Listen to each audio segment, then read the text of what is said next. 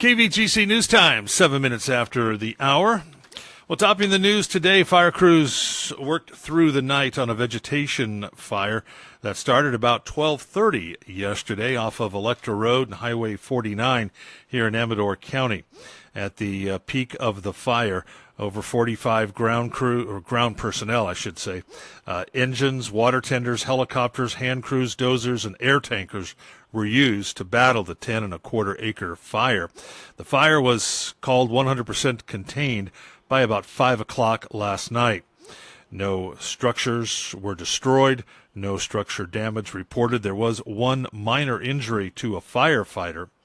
The Sheriff's Office did have mandatory evacuations for just a short time in the Taboo area. Again, that fire under investigation, along with CAL FIRE crews, the City of Jackson, Amador Fire Protection, Buena Vista Fire, Ione Fire, Sutter Creek Fire, Amador Sheriff, and Jackson Police Department responded to that fire. Also, before we go to JD, there was an incident on Main Street in Jackson yesterday where Main Street was blocked off for a short time, and there was an arrest made for an outstanding warrant. The driver of the vehicle was arrested and taken into custody by Amador County Sheriff's deputies.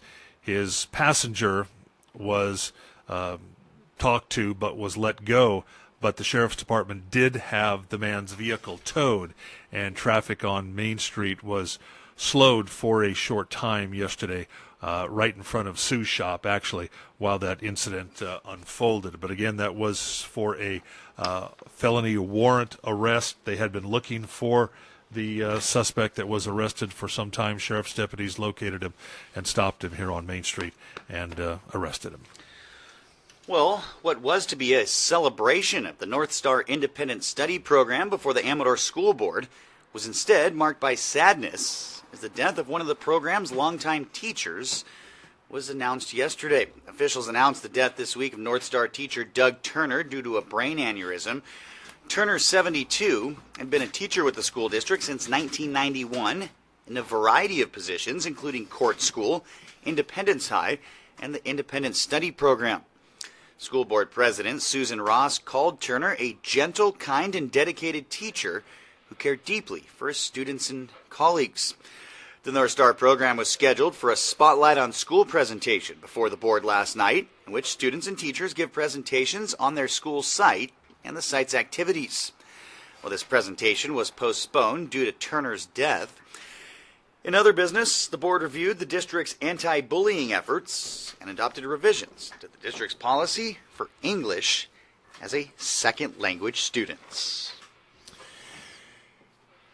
The Calaveras County Board of Supervisors adopted the county's 2019-2020 final budget on a 3-2 vote earlier this week. Supervisors were divided on the approach to balancing a budget that drew down millions of dollars in disaster relief spending since the Butte fire in 2015 that has not yet been reimbursed by the Federal Emergency Management Agency, FEMA, and the California Office of Emergency Services. The board took a conservative approach to balance the 2019-2020 budget by not including expected reimbursements from disaster relief spending as forecasted revenues, as supervisors has budgeted for in previous years. Now, the county has spent some $22.3 million on recovery efforts following the Butte fire, 2016 tree mortality epidemic, and 2017 and 2019 winter storms. But the county has so far only received $12.1 million in reimbursements from federal and state agencies. The bulk of the expenses, $16.2 million, was spent on Butte fire. Now, when and how much of that $22.3 million the county will be reimbursed depends on various factors. In other business, the Calaveras supervisors approved updates to a storm weather quality ordinance and a county emergency operation plan to comply with state laws. CAL FIRE and the Calaveras County Public Works Department have been fined by the California Department of Occupational Safety and Health for failing to institute certain safety procedures at a Mountain Ranch tree debris work site in March, which resulted in the death of a county employee.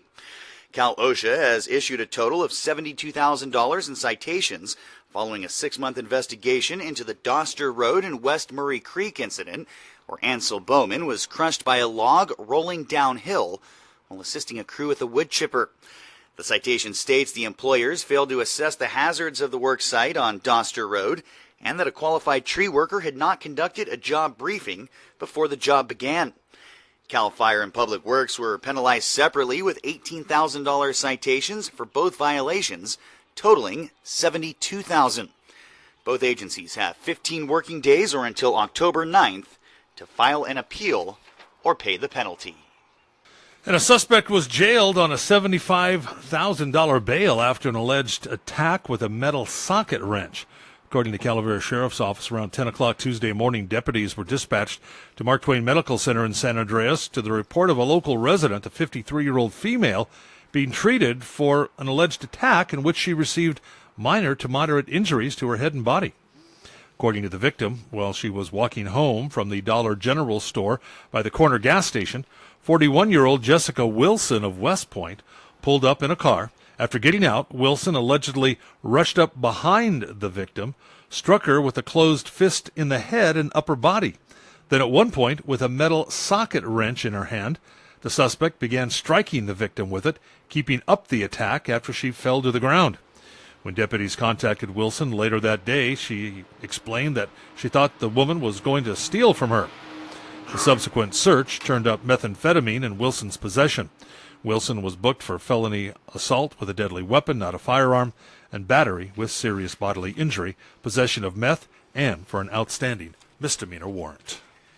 And mark your calendars for Vogan Toll's first annual Jammin' for Famine this Saturday, 3 p.m. at Howard Park. Entry will be a $10 donation per person, kids under 13 free.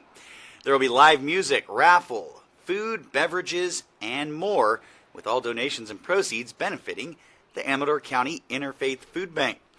Headliners Red Voodoo and Vogan Toll with special guests Bottle Jack, Scott Berrien's F-150 Band, and Lizzie Juergens.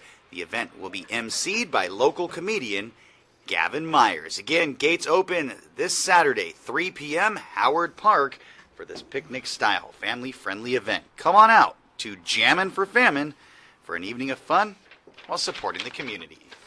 Very quickly, before we move on, we just want to announce that there will be a procession tomorrow that will leave Daenerys Mortuary starting at about 10 for Officer Mark Lawrence, who passed away in a vehicle accident on the 18th of this month.